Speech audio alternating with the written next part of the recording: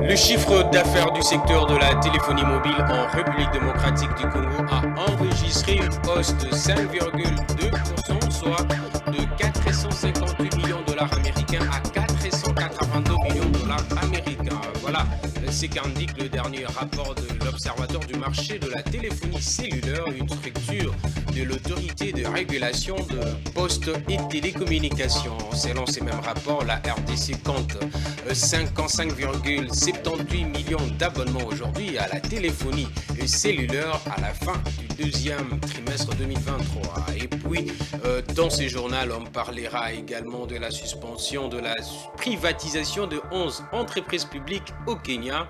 Cette mesure a été élevée grâce à un recours introduit par le principal opposant politique, Raila Odinga. Mesdames et messieurs, bonsoir et bienvenue à cette grande édition d'information. Ouvrons ce journal avec la campagne électorale à l'élection présidentielle du 20 décembre 2023. Le candidat à cette élection poursuivent leurs activités de propagande. Le candidat numéro 20, Félix Tshisekedi, qui a enregistré son émission selon la décision du Conseil supérieur de l'audiovisuel CESAC ce lundi, vient de rallier la ville de Lubumbashi. Moïse Katumbi, lui, poursuit sa tournée dans le Grand Équateur après Mbandaka, Gbadolite et Guéména. Le numéro 3 vient de faire Bumba et Lissala. Parlons aussi de Denis Mukwege qui est dans la partie orientale où il poursuit sa campagne, tout comme Martin Fayulu qui est à Kinshasa et compte rejoindre les Grands Équateurs.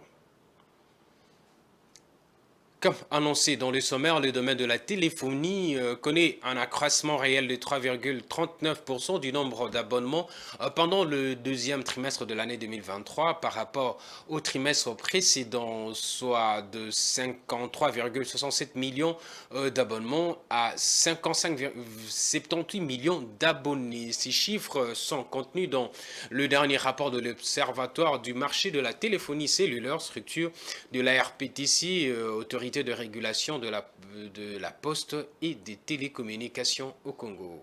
Suivez cet élément. Plus de 55,7 millions de Congolais sont abonnés à la téléphonie mobile à fin juin 2023. Selon l'Observatoire du marché de la téléphonie cellulaire, structure de la RPTC, la répartition du nombre d'abonnements globaux au réseau des télécommunications mobiles renseigne que Kinshasa a enregistré les abonnements globaux au service mobile le plus important. C'est avec plus de 13 millions, suivi de la province du Haut-Katanga avec plus de 6 millions d'abonnés et du Nord Kivu avec plus de 5 millions. Le nombre d'abonnements le plus faible est quant à lui enregistré dans la province de la Chuapa avec 96 000 abonnés. Par ailleurs, le taux de pénétration le plus élevé a été enregistré dans la province du Haut-Katanga, ici avec un taux de 165%, soit des 165 SIM actives pour 100 habitants, suivi de celui de la province du Lualaba avec un taux de 146% et de la ville-province de Kinshasa avec un taux de 110%. Ce qui signifie que la plupart des utilisateurs dans ces provinces disposent en moyenne de plus d'une carte SIM active dans un même réseau ou dans deux réseaux différents. Par contre, le taux de pénétration le plus faible s'affiche dans la province de la Chuapa avec un taux de 7%, soit seulement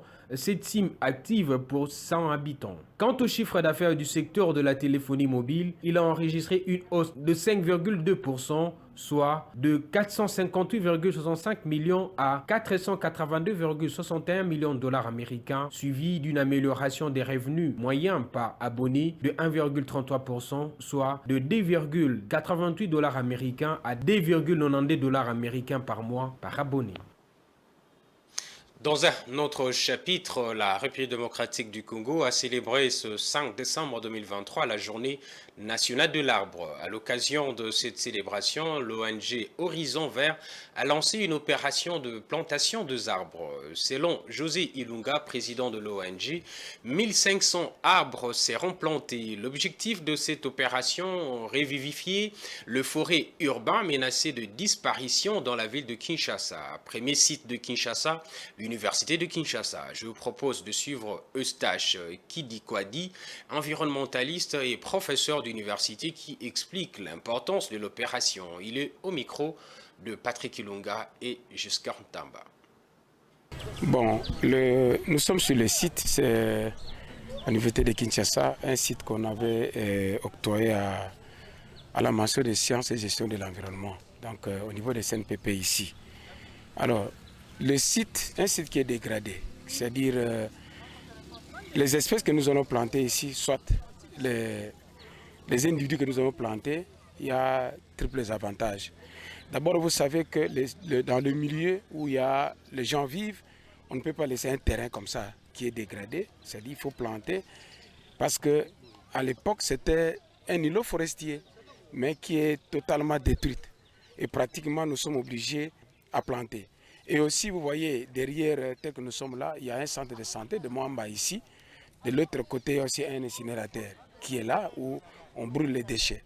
C'est très très dangereux si on doit laisser. Mais avec les arbres, comme nous avons dit dans la salle lors de la conférence, ça joue un rôle important. Donc tout ce qui est comme de la fumée par exemple, ça pouvait être réduit par la présence des arbres. Et les arbres aussi, ça va protéger le sol, ça va lutter contre les érosions. De l'autre côté, vous avez vu, le site est déjà menacé avec des têtes d'érosion, mais avec les arbres, si nous devons planter, ça va jouer un rôle important. Au lieu que le sol soit nu, mais le sol est couvert par la végétation. Et ça, c'est qui est important.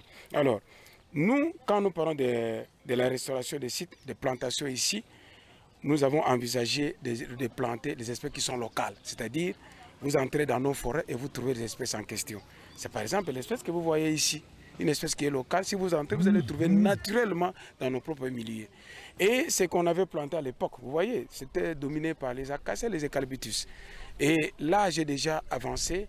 Il faut planter, il faut encore remplacer. Mais avant de remplacer, la loi nous autorise, d'abord il faut planter. Quand ça va monter, ça va croître, au bout de 1,5 mètre ou 2 mètres, c'est là où nous allons planter ce qui a été déjà vieilli. Et c'est que ça que l'opération nous sommes en train de faire. Et je profite aussi à beaucoup remercier l'ONG, donc l'Horizon Vert, parce qu'il est en collaboration avec l'Université de Kinshasa. Parlons santé à présent. L'automédication est une pratique très répandue en République démocratique du Congo, notamment chez les jeunes. Par manque de moyens pour payer la consultation ou par souci de médecins traitants non disponibles, les causes de l'automédication sont nombreuses. Cette habitude qui s'y répand de plus en plus et qui est à la base de plusieurs maladies et de décès de certaines personnes. Quelles sont les causes et conséquences de l'automédication? Des éléments de réponse avec Rachel Missinga et jusqu'à Stani Samba. La pratique de l'automédication est un phénomène réel en République démocratique du Congo. Elle est surtout accentuée par l'ignorance de la majeure partie de la population congolaise sur le risque auquel elle s'expose en prenant des médicaments sans l'avis du médecin. La pauvreté dans plusieurs ménages serait également la raison qui pousse nombre de personnes à prendre des médicaments sans consulter au préalable un médecin. Alors des fois, l'hôpital ici au Congo est cher des fois, surtout pour les spécialistes. Alors on se dit, bon, je vais recourir à mon ancien ordonnance, bon, ce qui n'est pas toujours bon parce qu'on peut aussi se tromper. Des fois, ce que le corps donne comme signe, ça peut être la même maladie que ça veut se faire avant, mais ça peut aussi être une autre maladie. Alors, ceux qui se recourent à ça, c'est peut-être pas pour éviter que de payer cher à l'hôpital. C'est dit peut-être que non, voilà, c'est la même maladie, c'est le même signe que j'ai ressenti. L'autre fois, j'étais à l'hôpital, alors je préfère acheter moi-même un médicament et observer. tosalela bakisi wana biso moko te kama mosusu akozala na kena mwana na hôpital une fois baprescrire ye bakomeli ye bakisi nakangi bakisi wana ozomona soki nakangi ka bakisi wana mosusu aye kobela na pesi ye bakisi me soki persiste 3 jours mwana ayoki bien te mbala moko na komemia na hôpital. Quels sont donc les risques liés à l'automédication? Le docteur Igmael répond. L'automédication a des conséquences énormes pour la santé, surtout pour la personne qui la pratique. Vous comprendrez avec moi que le médecin, avant de prescrire un médicament, il a connaissance d'abord du médicament et aussi il passe par une certaine démarche auprès du malade pour atteindre le stade de prescrire un médicament. Or, généralement, les patients, soit encore les gens qui s'automédiquent, n'ont pas connaissance de tous ces paramètres. Et aussi, il faut tenir compte aussi de la connaissance du médicament que le médecin a. Il connaît l'indice thérapeutique du médicament, il connaît son temps de demi-vie, il connaît ses interactions médicamenteuses, il tient compte aussi des allergies que cela peut provoquer. Alors, ceux qui s'automédiquent n'ont pas toute cette connaissance. En prenant, ils ne savent pas qu'ils se rendent un grand mal. Et comprenez avec moi qu'il y a certains médicaments qui sont pris surtout de façon abusive, ne donnent pas de mal à l'instant même. Cela peut aller progressivement jusqu'au point d'endommager certains organes qu'on appelle les organes nobles dans le corps. C'est un métabolisme avec les médicaments et certains servent d'élimination, entre autres les reins, le foie et les autres organes. La santé n'a pas de prix, dit-on. Les dangers est réel. À chacun donc de prendre la responsabilité et de faire le bon choix. Rendons-nous à présent à la province du Kasaï central où la route Kananga-Kalamba-Mbouji se trouve dans un état de délabrement très avancé. Cette situation inquiète la population de cette partie du pays et elle lance un cri d'alarme aux autorités compétentes pour trouver une solution à cette route. Suivez les commentaires de Blessed Kuzola. Kananga s'est dit consterné par l'état de la route Kalamba-Mbouji-Kananga. Une route qui relie la province du Kasaï central en RDC et celle de Lunda Nord en Angola. Cette route facilite également les trafics entre Angola et d'autres provinces de la RDC. Le camion met plusieurs semaines pour joindre les deux coins. L'impraticabilité de cette route a entraîné la baisse du trafic sur cet axe. Conséquence, bon nombre de produits de première nécessité ont vu leur prix galoper. Même situation constatée par la route Kananga-Mukamba, long de 90 km sur la nationale numéro 1. Notamment, les conducteurs de motos se plaignent de rallier Kananga à Mukamba en 10 heures de temps.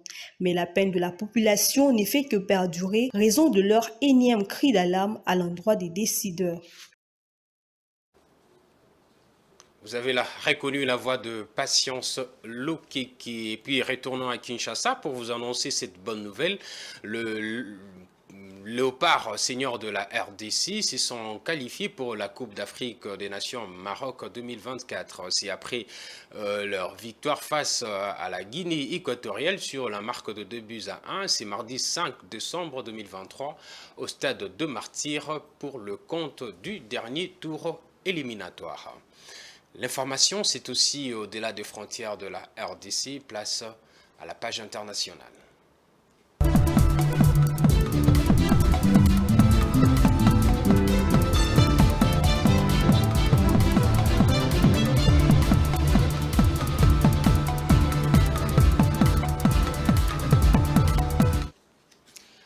Malgré le potentiel agricole de l'Afrique qui détient plus de 60% de terres arables au monde, le continent est encore dépendant des importations de produits alimentaires de base, soit plus de 80% des importations selon les données de 2020 de la Conférence des Nations Unies sur le commerce et le développement. En vue d'atteindre un taux de croissance agricole d'au moins 6% par an, les gouvernements africains sont appelés à consacrer au moins 10% de leurs budgets nationaux à l'agriculture. À la 28e conférence des Nations Unies sur le changement climatique qui se tient aux Émirats Arabes Unis, 134 pays ont convenu d'inscrire l'agriculture et l'alimentation dans leur plan climat d'ici 2025. Blessed Kuzola. Selon les données de la Conférence des Nations Unies sur le commerce et le développement, plus de 80% des importations de produits alimentaires de base effectuées par le pays africain provenaient de l'extérieur du continent pour une valeur d'environ 60,5 milliards de dollars contre à peine 13,2 milliards achetés depuis d'autres pays de la zone. Selon l'agenda 2063 de l'Union africaine, les gouvernements africains doivent consacrer au moins 10% de leurs budgets nationaux à l'agriculture pour atteindre un taux de croissance agricole d'au moins 6% par an. Avec plus de 200 millions d'habitants âgés de 15 à 24 ans, l'Afrique est composée de la plus forte population de jeunes dans le monde. La sensibilisation de jeunes sur l'investissement dans le secteur agricole représente un pilier important pour le développement du secteur. Des études ont démontré qu'en 2022, seuls 3% du financement public sur le climat était consacré à l'alimentation. À l'occasion de la 28e conférence des Nations Unies sur le changement climatique qui se tient aux Émirats Arabes Unis jusqu'au 12 décembre, 134 pays se sont engagés à inclure l'agriculture et l'alimentation dans leur plan climat d'ici à 2025. Je vous l'ai annoncé dans le sommaire, un tribunal a suspendu la privatisation de 11 entreprises publiques au Kenya, dont la Société nationale pétrolière et gazière, après un recours du principal parti de l'opposition. Selon le principal opposant Raila Odinga, la vente de participation de l'État devrait être soumise à un référendum en raison de l'importance stratégique des entreprises concernées dans ces pays, locomotives économiques de l'Afrique de l'Est. Patience Lokeke. Dans sa décision rendue lundi en fin de journée, le juge de la haute cour Chacha Mwita s'est déclaré convaincu que les recours de l'opposition soulèvent des questions constitutionnelles et juridiques d'importance publique et qui nécessitent un examen critique. Le processus de vente est par conséquent suspendu jusqu'au 6 février, date à laquelle les dossiers sera examiné sur le fond. Le gouvernement kényan avait annoncé le 27 novembre la vente de participation dans 11 provinces publiques pour renflouer les caisses de l'État, au moment où le recette fiscale reste inférieure à ses objectifs. L'économie kenyane est en proie à une inflation galopante et à une monnaie en chute libre qui a fait monter en flèche les coûts du remboursement de la dette. Les entreprises, dont la Société nationale pétrolière et gazière, un de ses opérateurs, des entreprises agricoles et une maison d'édition, figurent parmi les 35 que le président William Ruto a la semaine dernière annoncé vouloir privatiser. La dette publique du pays de quelques 53 millions d'habitants s'élevait fin juin à plus de 101 milliards de shillings, soit 64,4 milliards d'euros. Selon le gouvernement, soit environ 2/3 du produit intérieur brut. Les coûts du service de la dette, principalement envers la Chine, a grimpé en flèche alors que la monnaie kenyane s'est effondrée jusqu'à atteindre des niveaux records. Le shilling s'échangeait désormais autour des 153 pour $1. Les secteurs agricoles, qui avec 21% du PIB en 2022 est le premier contributeur à l'économie kenyane, a subi de plein fouet la récente sécheresse puis de pluies diluviennes. Depuis que le Kenya a adopté une loi de privatisation en 2005, seules 6 entreprises publiques ont été partiellement vendues, dont le plus grand opérateur des télécommunications Safaricom et les producteurs d'électricité Kengen. Ce journal touche à sa fin, mais avant de nous quitter, voici le rappel de titre. Le chiffre d'affaires du secteur de la téléphonie mobile en République démocratique du Congo a enregistré une hausse de 5,2%, soit de 450 millions de dollars américains à 482 millions de dollars américains. Voilà ce qu'indique le dernier rapport de l'Observatoire du marché de la téléphonie cellulaire, une structure de l'autorité de régulation de postes et télécommunications. Selon ce même rapport, la RDC compte aujourd'hui 55,78 millions d'abonnés à la téléphonie cellulaire à la fin du deuxième trimestre 2023. Et puis on a parlé de la suspension de la privatisation de 11 entreprises publiques au Kenya, une mesure qui a été levée grâce à un recours introduit par le principal parti de l'opposition.